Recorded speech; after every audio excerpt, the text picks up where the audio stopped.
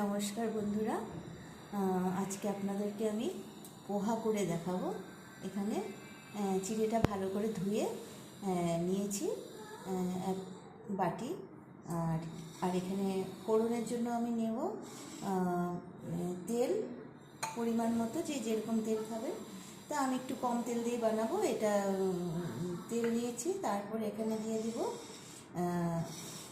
কারি পাত্তা, বাদাম, আদা, লঙ্কা কুচি, পেঁয়াজ কুচি। আর ফোড়নে দেবো এটা সর্ষে আর কি, কারি পাত্তার সঙ্গে আমি ফোড়ন দিয়ে দেবো। আর স্বাদ মতো নুন। এখন চলুন দেখি আমরা তৈরি করি এখন পোহাটা।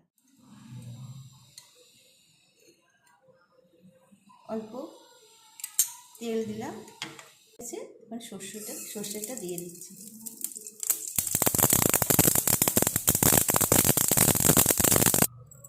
তারপর কারি পাত্তাটা দিয়ে দিচ্ছি।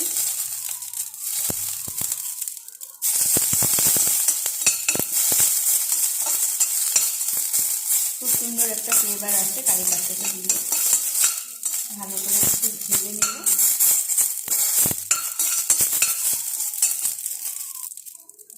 তারপর পেঁয়াজটা দিয়ে দিচ্ছি।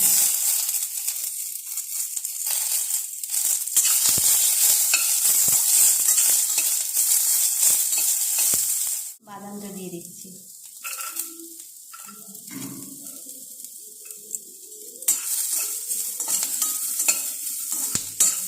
ভালো করে বাদামটা ভেজে নেব। কাঁচা লঙ্কার আদা বাটাটা।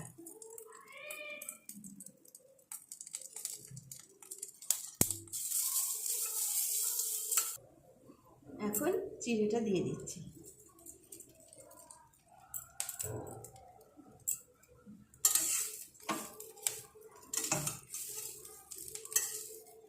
পরিমাণ মতো নুন দিয়ে দিচ্ছি।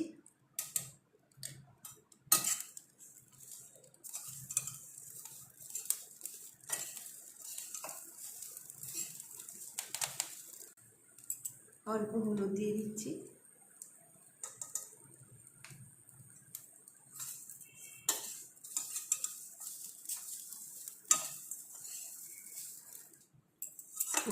তৈরি হয়ে গেল চিড়ের পোহা।